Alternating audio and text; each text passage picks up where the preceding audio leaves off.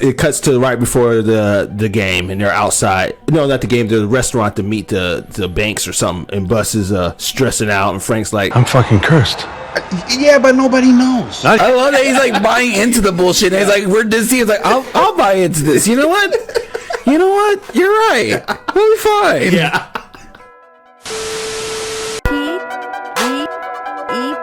Narrative. Don't forget, fool, to like and subscribe. Yeah. Well, it starts off with Shoe deals, my favorite shoes. Well, no, it starts off with Paul. "'Tis better be a noble prince than hapless king." Maybe I ought to read more Shakespeare. Always. But that was a Paul Westhead original. Paul meeting up with Jack for tennis, runs into Pat Riley at the office, and then gets the call that Jack McKinney's in the hospital. Yep. He's already freaking out. I can see it in his eyes. Then it jumps to Magic talking about the shoe deals. He's talking to Converse, to Puma, the Adidas. Yep. And he runs into that Nike rep at the end. Oh, that's actually Phil Knight. No, not Phil Knight, but that's supposed to be like Phil Knight, the guy who ran Nike. Yeah. I'm offering $1. One for every pair we ship, plus 100,000 in stock options. Right now, that's 18 cents a share. But the sky's the limit, Irvin. Bet on us. You're betting on yourself. I was like, the one time no one takes a bet on this, I'm like, wow, y'all fucked up. Well, he was going to bet on. They told him to bet on himself, and he didn't buy the pitch because of the money. That's the only reason. Because he got a big chunk of money. Well, with all the other deals, this one was going to be the smallest. A lot of this show talks about is people talking in his ear, and this is an episode that's a lot of talking in his ear too. Yep. Then it goes back to Jack. Able to dress his wounds, but the inflammation in his brain is worried. Fix him up because we have a fucking game tomorrow. He's the coach of the LA Lakers. It's like he ignored everything he said. And he's like, it's gonna be ready for the game. In my head's like, does he look like he's gonna coach tomorrow? Like, he's dead. Yeah, he's dead. Like, yeah, I'm just gonna fucking weekend brings this shit. I'm taking him out there to coach. Let's go. I bet you Paul would have because he was so scared. You know what I'm saying? I love how much he just looks so upset about everything. He's probably not like that in real life, but it's just like, whoa. So it cuts to Bus and Frank, and they're meeting the bank. Remember that bank they owe $3 million to? They're having dinner with them. Yeah, what was the name of that bank? I can't remember the name of it. No, they have a bank in San Francisco. They were Bus and Frank offered them sponsorship with the Lakers. And then they like demanded extend their credit line, extend their credit, and get them an extension on their payment plan until the summer after season. And then the bank people were like, "Well, we'll just take your team." And that's messed up. They were like, that one, the other guy, he was happy about it. And of course, the team. The team is working. They're ready to look at something. And I was like, "Nope, I signed that over to my wife. I got jack shit." My mother is a genius, by the way. My ex-wife wanted something gold, so I gave her the team. Even if you went to jail, they're not going to get their money back. They're all about, they just want the money back. They don't care about sending people to jail. There's a lot of money to lose too. It's like you might as well try to get the money back. Yeah. They didn't have the choice. Their hands were tied. And Jerry, Bus, and Frank didn't give them no option, and so they just kind of accepted it. I think they said they were going to think about it or something. That's when they meet up with them later on. Frank's nervous shit. It's like, man, I hope they fucking buy it. No, Jerry's fucking nervous about it, saying he hopes they fucking buy it. Yeah. So Cindy and her dad, we don't know it's her dad at first. Yeah. He's talking about the contract. Dr. I can't remember his name, but he's talking about the shoe deal contract. He's going to look at the paperwork for him. And then that's when she's like, "Oh, thanks, Dad." Oh, and then he gives Magic that talk. Choices that Irvin might make that would be bad for Magic, drugs, blah blah blah, everything, or other people talking to him. Did he? Because I thought he was saying more like, you gotta be careful. Yeah, you gotta watch when you do mess around with other women. Make sure it don't get public and all. Like he was saying, you can cheat on my daughter, but just don't make it public. And women, you gotta be smarter. Quiet. The way I see it too, like I think he just cares about his image and him making money off it. Yeah, that's what I'm saying. Like but it's his daughter. That's the worst part about it. It's the vile part about it. I like him. He's fucking straight up fucking about the fucking money. No, that's too far. So Buzz finds out about McKinney, rushes to the hospital and meets the GM and Paul, and he's like, "You can coach the game, right, Paul?" Was Paul? I was like, yes, no, yes. And I was like, I need you to coach the game. I need you not to lose. No. Yes. Sure. That was too much stress on him, man. No, you know what's cool is like no matter how serious the scene is, he looks so goofy with those tank glasses. Can you do that? Yeah. Don't lose. It cuts to right before the game, and they're outside. No, not the game. The restaurant to meet the banks or something. And Bus is stressing out, and Frank's like, I'm fucking cursed.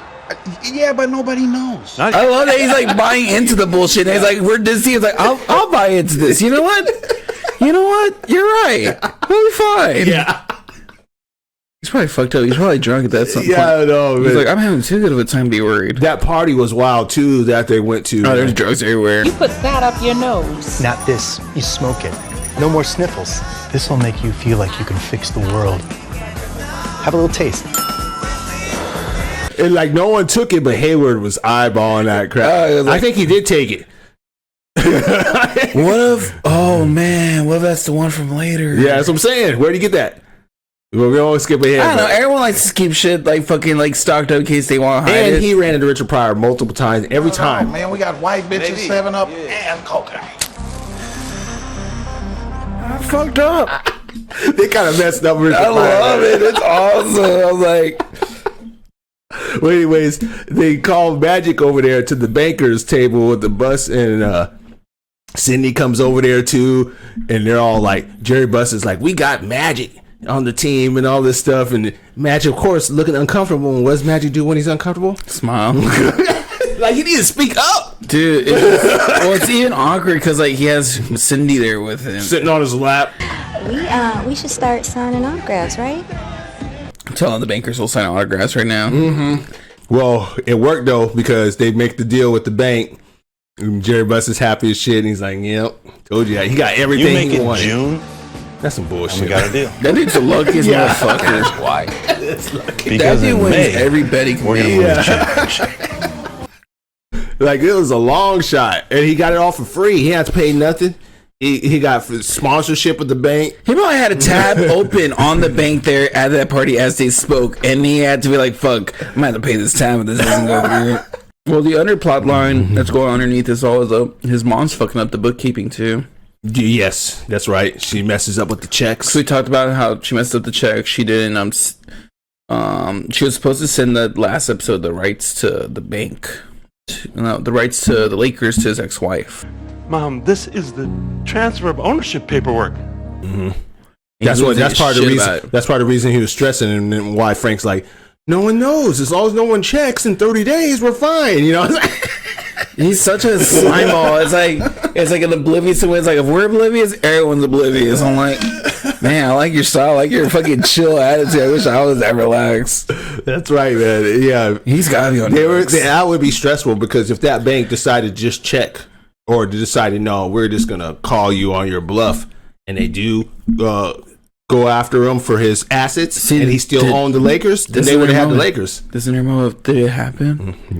Did this happen? Yeah, I don't know if it happened. I started to care. Did this happen? Did this happen? Did this happen? Well, after that, it cuts to Jerry West talking to Paul. Well, I keep forgetting his last name. Paul Westhead. Paul Westhead, and they gotta go do the press conference about McKinney, and Jerry's coaching him up. And Jerry tells them to tell the press. What does he say? Tell the press as little as possible. Jack is in the best of hands. Okay, Jack is on the mend, and in the meantime, I'm holding down the fort, confident that the team is behind the both of us 110%. And Paul's like, "You want to do it?" Fuck no. Hell no. I don't. Jerry West's like, I don't want to coach this team. I don't even know why I'm here. Yeah, so Paul, when he first got up there at the press conference, he was doing really well with the questions. And then he said something stupid to make it seem like he was going to come back soon. That's probably why Jack McKinney is playing hooky, because he wants to avoid a repeat. Oh, so he's going to be out for this one? He's coming back? Put the clip up of him fucking up. Yeah, I'll definitely put it up. Boom. But he said something, and then he tries to get out of it by saying some Shakespeare crap. Yet, it will come. Come on, Paul. The GM's like, get him off the stage now. This is the real stuff I want now. Is he that Shakespeare? Last episode was about Kareem's identity, struggling with his, and now it's like Magic building an identity. Because he's like earlier he said when he was talking to her dad, So he wants to build it like the future. He wants to build a successful future. He wants to build like a brand. And he was like Coca-Cola. It's like exactly. Magic. That's why he should have went with Nike, because that would have been perfect part of branding. But nope. Goes with Converse.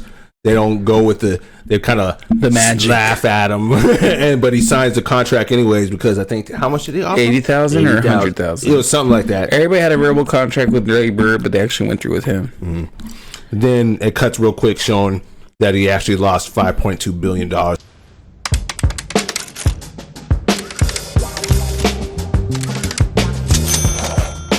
seen an interview of it. Yeah, he says. Matter of fact, he said he don't even go in Nike stores. He don't even go in Nike stores. He's so mad about that. He won't even wear Nike ever. No, he's done with Nike. That's sad. He probably just wears Converse because that's the deal he signed up. Well, he with. gets it for free, probably. Yeah. But I can't imagine not getting. Because I fucking love wearing Nikes. I'm wearing Nike shit right now. Man, Converse don't make fucking sweatpants or cool shoes like this. Converse does make sweatpants and shoes, actually. So where we at now? We're at Buster's talking to his mom in the bed and just joking around, trying to ignore the fact that she's getting sicker and sicker. Well, he just realized that when she forgot to send the papers. Yeah, but he thinks it's just a little like flu or something. He don't realize it's like cancer or whatever is wrong with her. Tumor. Yeah, yeah. He says something about drinks like rotting. No. Bullshit. Alcohol's a preservative. Like, he yells at his mom, the more I still see he's kind of a mama's boy too. Yeah, he's definitely a mama's boy. But he's just such a aggressive character too. Paul, he comes back to the team and they're in the locker room. Paul's telling the team about the coach, and then he benches Hayward because of what Hayward said to him when they were in the hospital. I can't remember exactly what he didn't say to him. He was talking to Cooper about Paul Westhood. What did he say? Do you remember? No, I'm trying to remember. He said something that pissed off Paul Westhood, and remember he put him on the bench, and he didn't play him that game, and he doesn't play him for a while. Yeah, he makes him more like a bench player. I can't remember what I'll have to look it up and make sure to play that clip. Play that clip. McKinney or no McKinney, coach is just a coach. All the damn talent you got, any fool could see it, even Westhead. After Paul leaves, the team starts making fun of Magic because Sydney showed up with the flowers. Oh yeah, at the hospital. Because that happened too. And then he's just like, I don't need you coming around like fucking dropping off flowers for me. Yo, he was pissed. He's pissed at everything she does. But I think it's more the idea that he doesn't want to show the idea he's attached. That's what it is. And, he wants to be freelancer. You know what I'm saying? Literally Lancer. And so he runs into Sydney's dad. I ain't ready to settle down yet. Son, I love my daughter more than anyone. I want her to be happy. But me and you, well, that's another thing now, isn't it? Think you could tell her for me? And I was like, oh my gosh. Yeah, well, man, you're being punked. You already told his dad. He was like, I don't like your daughter. And then, but he's like, I'll let her off easy. And I'm like, that's some bullshit. I would never do that. That's a horrible dad. I'd probably punch Magic in the face. That's a great businessman. That's a horrible father. Yeah, he's definitely not father of the year. Is that real? Oh man. So what did Magic say? He's like, Magic can't say bad news or something like that. Magic's not good for bad. Yeah, I can't know what he said. Something cheesy. There's a lot of cheesy. Hey, like you said, Magic ain't supposed to be the one to give him bad news. Oh, and then real quick, right before they go out to the court, Richard Pryor shows up again. He's like, hey, we got a party afterwards. Girls and cocaine. He looks so horrible. His hair. His mustache looks so fake. It's just like it's like Dave Chappelle decided to do a skit randomly and just go upstairs like, okay, say you're Richard Pryor, but be outrageous. I'm gonna go fuck bitches after the show and have unprotected sex. I'm Richard Pryor and fuck the white man. Let's go. Cocaine. Earlier but Hayward was thinking about it. You saw Hayward turn around. He was like. They make him funny, but he gets like one redeeming scene where he's talking to Magic about identity and like what's he gonna be to the public. Is Magic. This whole episode revolves around that idea. Yeah, but it's still funny as shit that he goes around to like cocaine. Magic, you really gotta look into your character and know what you're really putting out there and separate who you really are. And fuck bitches. The game starts, and then as the game starts, that's when it cuts back to McKinney, and then he's in the bed and can't breathe.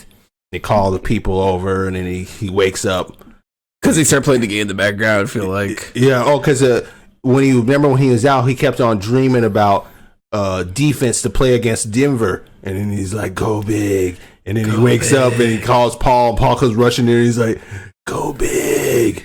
He's 4 games late. Yeah, it's like 2 weeks late. I think. Yeah, it's like 4 games, but it's like 2 weeks. He's like, that was 2 weeks ago. At least he's awake now. Yeah, man, but that's crazy. He was in a coma, freaking planning, thinking about basketball. He probably had the perfect plan too for that game. He had 2 weeks to think about it. He probably thought a plan to get them 180 points to 90. It would have been the perfect game, and he never gets to do it. That sucks.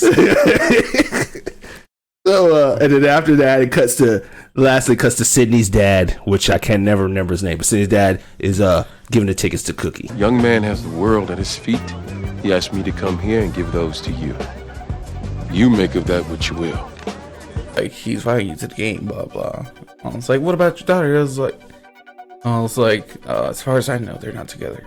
That's horrible, man. I couldn't do it. I was like, screw you, Magic. You made me break you up with my daughter. Now you want me to give tickets to some other girl? I think he's about it. He's very about the agent because he wants to be his agent so bad. He knows there's a lot of money in Magic. I feel like he ain't gonna last. Something. He's gonna try to do something. He's gonna steal some money from Magic. We need to look into some Magic history about this to know. Well, we gotta wait. Such a good series. All right, that's it for episode 6, and it's getting crazier and crazier. It seems like it does. The craziness ramps up each episode. Yeah, I love it.